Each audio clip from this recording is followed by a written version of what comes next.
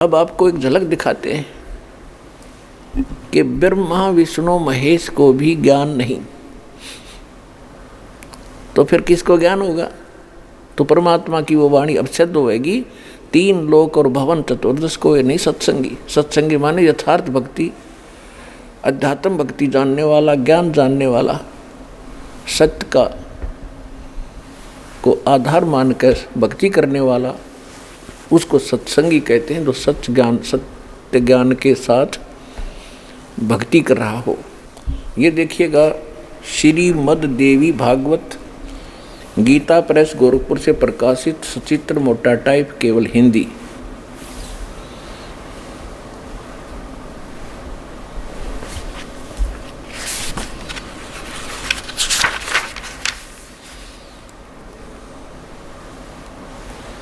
संपादक हनुमान प्रसाद पोदार, चिमनलाल गोस्वामी,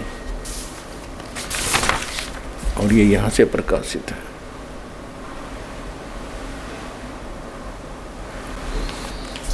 इसके देखिएगा प्रथम स्कंद, ये पहला स्कंद, और 28 पृष्ठ पे, 28 पृष्ठ पे। एक समय नारद जी और व्यास जी की गोष्ठी हुई। नारद जी ने कहा, महाभाग व्यास जी, तुम इस विषय में जो पूछ रहे हो ठीक यही प्रश्न मेरे पिताजी ने भगवान श्री हरि से किया था। देवादिदेव भगवान जगत के स्वामी हैं। लक्ष्मी जी उनकी सेवा में उपस्थित रहती है। दिव्य कौस्तुभमणि उनकी शोभा बढ़ाती है। वे शंख चक्र गदा लिए रहते हैं, पीताम्बर धारण करते हैं, 4 भुजाएं हैं, वक्षस्थल पर श्री वत्स का चिन्ह चमकता रहता है। ये चराचर जगत के आश्रय दाता हैं, जगत गुरु एवं देवताओं के भी देवता हैं। ये जगत प्रभु भगवान श्री हरि महान तप कर रहे थे, उनकी समाधि लगी थी। यह देखकर मेरे पिता ब्रह्मा जी को बड़ा आश्चर्य हुआ। अतः उन्होंने उनसे जानने की इच्छा प्रकट की। ब्रह्मा जी ने पूछा, प्रभो, आप देवताओं के अध्यक्ष, जगत के स्वामी, भूत भविष्य एवं वर्तमान सभी जीवों के एकमात्र शासक हैं। भगवान, फिर आप क्यों तपस्या कर रहे हैं और किस देवता की आराधना में ध्यान मगन हैं?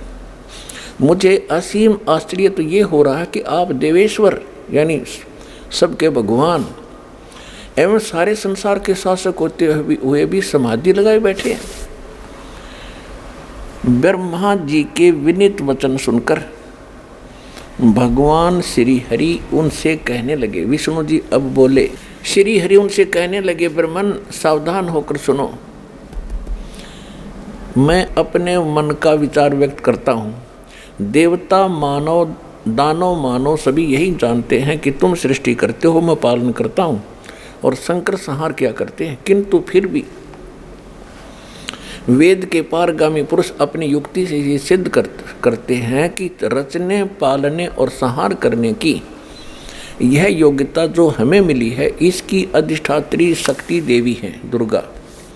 वे कहते हैं कि संसार की सृष्टि करने के लिए तुम राजसी शक्ति का संचार हुआ है, यानी ब्रह्मा जी रजगुण हैं, मुझे सात्विक शक्ति मिली है, मैं सतोगुण हूँ, और रुद्र में तामसी शक्ति का आविर्भाव हुआ है, यानी रुद्र तमोगुणी है। उस शक्ति के अभाव में तुम इस संसार की सृष्टि नहीं कर सकते, मैं पालन करने में सफल नहीं हो सकता, और रुद्र से संहार कार्य होना भी संभव नहीं। ब्रह्मा जी, हम सभी उस शक्ति के सहारे ही अपने कार्य में सदा सफल होते आए हैं। सुवर्त, प्रत्यक्ष और परोक्ष दोनों उदाहरण मैं तुम्हारे सामने रखता हूँ, सुनो।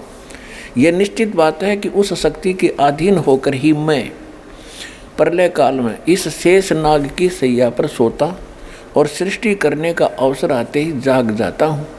मैं सदा तप करने में लगा रहता हूँ। उस शक्ति के शासन से मैं कभी मुक्त नहीं रह सकता। दुर्गा से कभी अवसर मिला तो लक्ष्मी के साथ सुखपूर्वक समय बिताने का सौभाग्य प्राप्त होता है। मैं कभी तो दानव राक्षसों के साथ युद्ध करता हूँ। अखिल जगत को भय पहुँचाने वाले दैत्यों के विकराल शरीरों को शांत करना मेरा परम कर्तव्य हो जाता है। मुझे सब प्रकार से शक्ति यानी दुर्गा दुर्गा जी के अधीन होकर रहना पड़ता है। उन भगवती शक्ति का मैं निरंतर ध्यान किया करता हूँ, मैं उसी की पूजा करता हूँ। ब्रह्मा जी, मेरी जानकारी में इस भगवती शक्ति से बढ़कर दूसरे कोई देवता नहीं, यानी इससे बड़ा कोई भगवान नहीं। अब देखो ब्रह्मा जी के ज्ञान का सतरा अपने पता लग गया कि विष्णु जी को सर्वेश्वर, महेश्वर, देवताओं के देवता, अखिल जगत के मालिक, सबके धारण पोषण करने वाले, आप किसकी तपस्या कर रहे हैं? अरे जगत का मालिक क्या कह रहा है कि मैं दुर्गा के अधीन हूँ और मैं दुर्गा से ऊपर को भगवान नहीं जानता, मैं तो इसकी पूजा करता हूँ। तो खाक ज्ञान था इन देवताओं को। अब दुर्गा क्या कहती है, अब देखिएगा 7वां स्कंद 562 पृष्ठ पे, संक्षिप्त देवी भागवत 562 पृष्ठ पे, देवी के द्वारा हिमालय को ज्ञानोपदेश ब्रह्म स्वरूप का वर्णन। अब श्री देवी जी ने पहले तो अपने बारे में बताया कि मेरी भक्ति यूं कर ले, यूं कर ले। श्री देवी जी कहने लगी पर्वतराज, ये तो उसने अपने बारे में बताया। उस ब्रह्म का क्या स्वरूप है यह बतलाया जाता है, जो प्रकाश रूप, सबके अत्यंत समीप में स्थित, हृदय रूप गुहा में स्थित होने के कारण गुहाचर नाम से प्रसिद्ध है और महान पद अर्थात परम प्राप्य है। वह समस्त प्रजा के ज्ञान से परे है, अर्थात किसी की बुद्धि में आने वाला नहीं है। यह तुम जानो, जो परम प्रकाश रूप, जो सूक्ष्म से भी अत्यंत सूक्ष्म है, जिसमें संपूर्ण लोकों में निवास करने वाले सारे प्राणी स्थित हैं, वह अक्षर ब्रह्म है और वही सबके प्राण है, वही सबकी वाणी है और वही सबके मन है, वही सब, और यह परम सत्य और अविनाशी तत्व है। सौम्य, उस वेदने योग्य लक्ष्य का तुम वेदन करो, मन लगाकर उसमें तन्मय हो जाओ। सौम्य, उपनिषद में कथित एक महान अस्त्र रूप धनुष लेकर उस पर उपासना द्वारा तीक्ष्ण किया हुआ बाण संधान करो और फिर भावानुगत चित्त के द्वारा उस बाण को खींचकर उस अक्षर रूप ब्रह्म को ही लक्ष्य बनाकर वेदन करो। प्रणव, ओम धनुष है, जीवात्मा बाण है, ब्रह्म को उसका लक्ष्य कहा जाता। अब देखो दुर्गा जी कह रही है, कभी तो इस ब्रह्म को अक्षर ब्रह्म कह है, कभी परम अक्षर ब्रह्म कह रही है, फिर ब्रह्म कह रही है। तो इसके साथ साथ आपको दुर्गा जी के भी ज्ञान का सत्र का पता लगेगा, क्योंकि हमारे पास एक ऐसा ISI मार्ग वो ज्ञान है, सूक्ष्म वेद जो परमात्मा द्वारा दिया गया है, उससे तोलेंगे जो पता चलेगा कौन कितना कीमत का है, किसमें कितना वजन है और कितना खरा है। अब क्या कह रही है दुर्गा, देखिएगा, उस एकमात्र परमात्मा को ही जाने और दूसरी सब बातों को छोड़ दे। अब दुर्गा जी कह रही है कि मेरी भक्ति भी त्याग दे, केवल एक ब्रह्म की पूजा कर। देख, उस एकमात्र परमात्मा को ही जाने, दूसरी सब बातों को छोड़ दे। यही अमृत रूप परमात्मा के पास पहुंचाने वाला पुल है। संसार समुद्र से पार होकर अमृत स्वरूप परमात्मा को प्राप्त कराने का यही सुलभ साधन है। इस आत्मा का ओम के जप के साथ ध्यान करो। ओम जाप है उसका, जिसको ये परमात्मा कह रही है, और उससे अज्ञान में अंधकार से सर्वथा परे और संसार समुद्र से उस पार जो ब्रह्म है उसको पा जाओगे, तुम्हारा कल्याण हो। यानी ब्रह्म की साधना है ओम मंत्र, और ब्रह्म योग काल है। दुर्गा कह रही है कि सब बातें छोड़ दे, मेरी पूजा भी छोड़ दे और केवल एक उस परमात्मा की भक्ति कर, उसी को जाने। और वो कौन सा है, इनका परमात्मा कौन है, ये जिसका ओम नाम है, और उसको ब्रह्म, इस आत्मा का ओम के जप के साथ ध्यान करो। इससे अज्ञान में अंधकार से सर्वथा परे और संसार समुद्र से उस पार जो ब्रह्म है उसको पा जाओगे, तुम्हारा कल्याण हो। और वो कहाँ रहता है, वह यह सब का आत्मा ब्रह्मलोक रूप दिव्य आकाश में स्थित है, यानी ब्रह्मलोक में रहता है। अब क्या हो गया, हमारे देवता कह रहे हैं ब्रह्मा विष्णु महेश के ज्ञान का आपको पता चल गया। विष्णु जी कह रहे हैं मैं दुर्गा से ऊपर कोई देवता नहीं जानता, समर्थ शक्ति यही है। इसी की कृपा से हम सृष्टि स्थिति और संहार कर रहे हैं। और दुर्गा कह रही है कि तुम ब्रह्म मेरी भक्ति भी छोड़ दो, केवल ओम नाम का जाप करो और तुम्हारा कल्याण हो, उसको पा जाओगे। ब्रह्म की साधना करो, ब्रह्मलोक में रहता है। ये तो हो गया ब्रह्मा विष्णु महेश्वर का ज्ञान। और दुर्गा क्या कर रही है, तुम ब्रह्म की साधना करो, मेरी करो ना। और विष्णु जी कह रहे हैं मेरी। दुर्गा से ऊपर कोई भगवान नहीं जानता, कोई देवता नहीं मानता। अब सतयुग के ब्राह्मणों के ज्ञान की क्या स्थिति थी, ये तो अंडरस्टूड है। ब्रह्मा जी से ज्ञान प्राप्त है सभी ऋषि महर्षियों को। और ब्रह्मा जी विष्णु जी को सर्वेश्वर महेश्वर परमपिता सबका पालक बता रहा है। तो ब्रह्मा जी की बुद्धि किसी इसलिए फिर इनके अन्य इसके अनुयायियों की पावेगी। अब दिखाता हूँ आपको, वो भी कर दूँ क्लियर। अब छठा स्कंद पढ़ कर सुनाऊंगा आपको, ये देखिएगा। छठा स्कंद श्री संक्षिप्त देवी भागवत पृष्ठ 414। जन्मेजय ने पूछा, महाभाग किस युग में कैसा धर्म का स्वरूप है, इस संपूर्ण विषय को विशेष रूप से बताने की कृपा कीजिए। व्यास जी बताने लगे, नर्प शार्दूल, राजन यह निश्चय है कि सतयुग में ब्राह्मण वेद के पूर्ण विद्वान थे और उनके द्वारा निरंतर भगवती जगदम्बा की आराधना होती थी। भगवती का दर्शन करने के लिए उनका मन सदा ललायित रहता था। प्रत्येक गांव में शक्ति यानी दुर्गा का मंदिर उद्घाटन हो, इस विषय की उनके मन में बड़ी उत्सुकता थी। अब देखो ये क्या कह रहे हैं व्यास जी, जन्मेजय राजा को ज्ञान दे रहे हैं।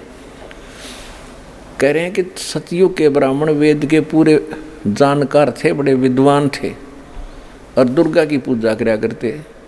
खाक विद्वान थे वेद के। वेद में कहीं लिखा है तुम दुर्गा की पूजा कर लो? दुर्गा खुद कह रही है ब्रह्म की पूजा करो, उसका ओम नाम है और नथिंग एल्स, और कुछ नहीं करो। और ये सतयुग के ब्राह्मणों की हालत है। कलयुग क्या होगी मैं दिखाता हूँ आपको। अब यहाँ पढ़ रहे हैं कि प्रत्येक गांव में शक्ति मंदिर का उद्घाटन हो, दुर्गा जी का मंदिर हो, ये उन सतयुग के ब्राह्मणों की बड़ी उत्सुकता थी। ये गांव गांव में मंदिरों का लठ ही ननगढ़वा रखा है, सारा नाश कर दिया, पत्थर पुजवा का पत्थर बना दिए। आगे देखो, इसी में यहाँ पढ़ लिया, इस 414 पृष्ठ के ही इस साइड में आ जाते हैं। यहाँ पर देखें, धर्म की यही स्थिति त्रेता में थी, परंतु कुछ ह्रास हो गया था। सतयुग की जो स्थिति थी वह द्वापर में विशेष रूप से कम हो गई थी। राजन, उन प्राचीन युगों में सतयुग त्रेता द्वापर में जो राक्षस समझे जाते थे वे कली यानी कलयुग में ब्राह्मण माने जाते। अब कलयुग के ब्राह्मणों की या हिंदी कर दी इन पुराण ने कि सतयुग त्रेता द्वापर में जो राक्षस माने जाते थे वह इसे निकम्मे आदमी कलयुग के ब्राह्मण हैं। और इन ब्राह्मणों ने कबीर परमात्मा के साथ के जुल्म किए थे, उनकी सुनावांगे कथा आपको, रह रहकर सुनाते रहते। आँखों देखकर सच को नहीं मानता, ब्राह्मण नहीं है वो। ब्राह्मण सोए जो ब्रह्म पहचाने। ब्राह्मण से मेरे पूज्य गुरुदेव जी, उन्होंने ज्ञान को समझा और तुरंत स्वीकार किया और समर्पित हो गए भगवान के लिए। उसकी देन है आज ये पूरा विश्व जागेगा, उस ब्राह्मण की देन समझ लो। असली ब्राह्मण वो थे। मेरे दादा गुरुजी थे ब्राह्मण, जो गांव छावला के जाट थे और सत्य से परिचित हुए। वो पंडित चिदानंद जी कहलाए, लेकिन हमारे पूज्य गुरुदेव जी पंडित नहीं कहलाए, वो संत कहलाए। लेकिन जिनको हम ब्राह्मण कहते थे, एक वंश को, उस वंश में जन्मे थे मेरे पूज्य गुरुदेव जी, ब्राह्मण वंश में। लेकिन उन्होंने कभी अपने आप को वो पंडित नहीं कहा, एक संत और एक दास कहा। अब देखिएगा, अब ये क्या कह रहे हैं कि धर्म की ये स्थिति त्रेता में रही। पहले सतयुग की बता दी, त्रेता की बता दी, द्वापर की बता दी, परंतु कुछ ह्रास हो गया। सतयुग की जो स्थिति थी वो द्वापर में विशेष रूप से कम हो गई थी। इन प्राचीन युगों में सतयुग त्रेता द्वापर में जो राक्षस समझे जाते थे वो कली में ब्राह्मण माने जाते हैं, क्योंकि अब के ब्राह्मण प्राय पाखंड करने में तत्पर रहते हैं, दूसरों को ठगना, झूठ बोलना और वैदिक धर्म कर्म से अलग रहना कलयुगी ब्राह्मणों का स्वाभाविक गुण हो गया है। अपने आत्माओं जब दास वैसे मौखिक कह दो तो ब्राह्मण दुखी हो जाते जो। और अब हमारे सदग्रंथ ही बता रहे हैं जिनको सर्वधार्य मानते थे, तो अब हमने संभलना पड़ेगा। यहाँ थोड़ी सी ब्राह्मण की डेफिनेशन बता दूँ। मेरे पूज्य गुरुदेव जी इस ब्राह्मण वंश में जन्मे थे और जब उनको ज्ञान हुआ यथार्थ कि हम ब्राह्मण नहीं हैं, ब्राह्मण जब बनेंगे परमात्मा को पहचान लेंगे, तो वो कभी अपने आप को ब्राह्मण नहीं कहते थे और 16 साल की उम्र में घर त्याग कर चले गए थे। इनको पीछे से मृत जान लिया था कि खेतों में जंगल में गए थे, किसी पशु ने खा लिया, उनके हाड पड़े थे कोई पशु के, वहाँ ये कपड़े पाड़ कर डाल गए थे अपने। इन्होंने तो पीछा छुटवाना था जगत से, ब्रह्म पहचान लिया था इन्होंने। तो पीछे से इनके सारे संस्कार किए गए, श्राद्ध भी निकाले गए और फिर पितृ रूप में पूजा शुरू होगी। ये जगत का उद्धार कर रहे, लाखों लोगों का उद्धार कर दिया। और वहाँ वो नकली ब्राह्मण, वो थे ब्राह्मण। ब्राह्मण जो कर्म करते हैं पंडिताई का, गुरुवाई, वो ब्राह्मण है। बाकी उस वंश में जन्मे वो ब्राह्मण नहीं है। जैसे कोई वैद्य होता था पहले और वो बहुत अच्छा वैद्य था, नब्ज देखते ही रोग जान लेता था, दवाई कारगर देता था, स्वस्थ हो जाते थे, बड़ा प्रसिद्ध हो गया। उसके बाद 1-2 पीढ़ी ने फिर वो उसकी बताई मर्यादा थोड़ी बहुत की, फिर उसके बाद वंशज गणे हो गए। कोई कुछ काम कर रहा है, कोई खेती कर रहा है, कोई कुछ कर रहा है। तो ऐसे वो फिर वैद्य नहीं, वो लिखते जरूर थे, अपना सरनेम बना लिया उन्होंने वैद्य। कोई बना लिया पंकज वैद्य, कोई मनोज वैद्य, और लिख रहा है पंकज वैद्य, और जूतों की दुकान कर रहा है, लिख रहा है मनोज वैद्य, और खोल रहा है कपड़े की दुकान। तो वैद्य नहीं है, वो केवल सरनेम बन गया उनका। इसी प्रकार ये ब्राह्मण जो है, ये उन ब्राह्मणों की संतान है, लेकिन अब ये ब्राह्मण कर्म नहीं करते, ये ब्राह्मण नहीं है, बेशक फीत लाए रहो। वो जानते नहीं पेट के दर्द की दवाई। हर लिख कृपाराम वैद्य, मनोज वैद्य, तो वैद्य नहीं वो। तो इसी प्रकार ये पंडित, इन पंडितों और ब्राह्मणों के लिए ये शब्द प्रयोग नहीं करे गए। वो ब्राह्मण जो धर्म कर्म से परिचित मानते थे, अपने आप को सदग्रंथों से परिचित मानते थे और बकवाद उल्टी करते थे, उनके विषय में कहा गया कि वो कलयुग में जो ब्राह्मण यानी गुरुवाई करते हैं, वो सतयुग के राक्षसों जैसे, सतयुग त्रेता द्वापर के राक्षसों वाले के तुल्य हैं। और परमात्मा ने 600 वर्ष कहा था कि पांडे निपुण कसाई संतो, पांडे निपुण कसाई, ये चतुर कसाई है, आपसे सारे गलत काम करवा रहे हैं, कहीं पर कुछ चढ़वा रहे हैं, कहीं पर बलि चढ़वा रहे हैं, कभी झोटे कटवा रहे हैं, कि तो बकरे कटवा रहे हैं। कहते निपुण कसाई, ये चतुर कसाई है। और ये देवी भागवत ने स्पष्ट कर दिया। अब कंसेप्ट क्लियर हो गया। सतयुग से लेकर आज तक के किसी, आज के ब्राह्मणों की तो जिक्र छोड़ दो, सतयुग के ब्राह्मणों की ये बुद्धि सतर है कि दुर्गा सबसे उत्तम और उसकी पूजा करते थे, वेद के विद्वान कहलावे। बताओ, इनकी बुद्धि का था सतर कित है। अब दुर्गा कह रही है कि तुम ब्रह्म की पूजा करो, और ब्रह्म क्या कहता है, और ब्रह्म कौन है, ये आज का विषय रहेगा। और आज का एक विषय ये भी रहेगा कि जैसे अभी तक किसी भी हम अपने धर्म गुरु से पूछा करते थे, और विशेषकर अब इस दास के ज्ञान उजागर करने तक परमात्मा के इस ज्ञान को प्रचार करने से बहुत से बुद्धिमान भक्तों ने इस बात को गहराई से जाना, और उन्होंने धर्मगुरुओं से प्रश्न किया कि श्रीमद् भगवत गीता अध्याय नंबर 7 के श्लोक नंबर 18 में गीता ज्ञानदाता अपनी गति को अनुत्तम क्यों कह रहे हैं। अनुत्तम, तो ये क्या कहते हैं कि अनुत्तम नहीं कह रहे हैं, अनुत्तम का उन्होंने अर्थ बदल दिया। कहते जिससे उत्तम कोई और ना हो वह अनुत्तम कहलाता है। रब फुटे भाग हमारे, ऐसे गुरु मिले हमें। अनुत्तम, अनुत्तम माने बैड अंग्रेजी में, और उत्तम गुड श्रेष्ठ। कहीं पर बैड लिखा हो किसी सेंटेंस में और उसका अर्थ कोई गुड लिख दे तो कितनी बुद्धि होगी उस इंसान की, क्योंकि उसको उस सारांश को नहीं समझ पा रहा है इसलिए वो उल्टा अर्थ कर रहा है। तो इन लोगों ने ऐसे जुल्म कर दिए। ये श्री कृष्ण से ऊपर कोई जाने नहीं थे कि Shri Krishna Vishnu, Vishnu is supreme power, Shri Krishna is Vishnu, यानी विष्णु के अवतार थे, वही आए हुए थे, और विष्णु इज सुप्रीम पावर, वही करता धरता, वही सृष्टि का हरता संहार करता, फलाना करता, वो एक ही है, ये 3 रूप धारण कर लेता। ऐसी बकवास गढ़िया करती है, सदग्रंथों का नाम ले लेकर झूठ बोला करते। अब इनकी बुद्धि श्री कृष्ण पर टिकी रही कि श्री कृष्ण जी ने गीता बोली, तो इसी को तो गुरु कहते हैं, जो गूढ़ रहस्यों को समझा सदग्रंथों के। ये बालकों के लेख हैं, ये किसी डूम भाट की लिखी हुई कथाएं नहीं है, ये गॉड गिवन स्पिरिचुअल नॉलेज है। तो या तो भगवान समझ सके या उसका कृपा पात्र समझ सकता है। परमात्मा के कृपा पात्र पहले संत हुए, उनको आदेश नहीं था विज्ञान इतना क्लियर करने का, लेकिन लिख दो सारी की सारी, चौपाइयों में लिखी की। अब इस दास के ऊपर मेहर करी है उस परम पिता ने, तो उसके बाद दास ने ये आपके समक्ष बताया कि ये, तो इस ज्ञान के बाद फिर इन्होंने पूछना शुरू किया, तो ये बकवास गढ़िया करते। तो अब हमारे भक्त उनको झंझोड़ कर रख देते, तुम झूठ बोल रहे हो।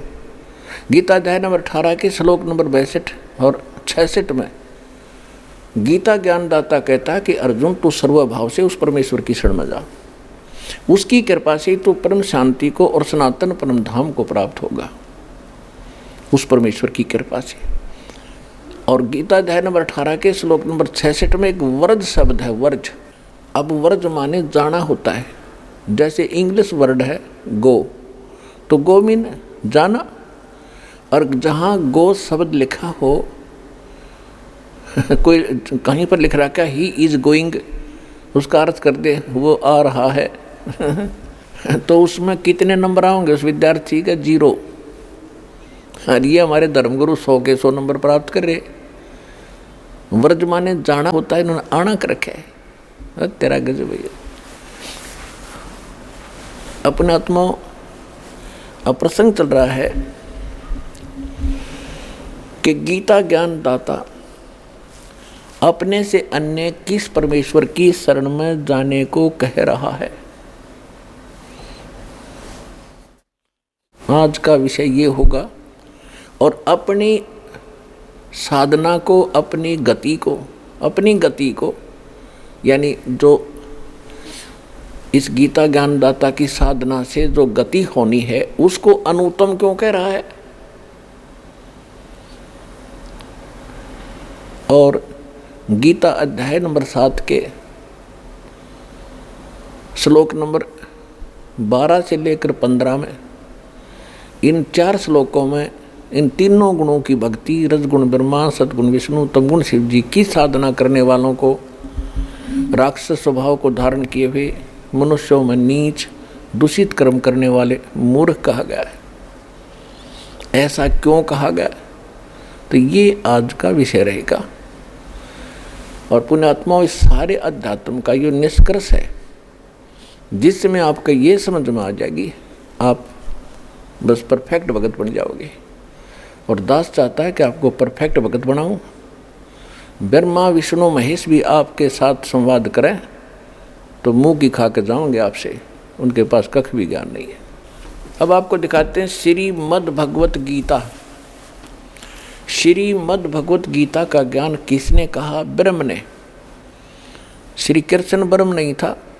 नहीं, श्री कृष्ण जी के अंदर ये काल बोल रहा था, ये काल बोल रहा था जिसको ब्रह्म कहते हैं, जिसको गीता अध्याय नंबर 15 के श्लोक 16-17 में ये 3 पुरुष बताएं। सरपुरुष ये काल है, इसका ओम जाप है, ज्योति निरंजन है जो गीता का ज्ञान दे रहा है, और इसके 21 ब्रह्मांड हैं। और अक्षर पुरुष जिसके 7 संग ब्रह्मांड हैं, जिसको पर ब्रह्म भी कहते हैं, ब्रह्म से नेक्स्ट ब्रह्म।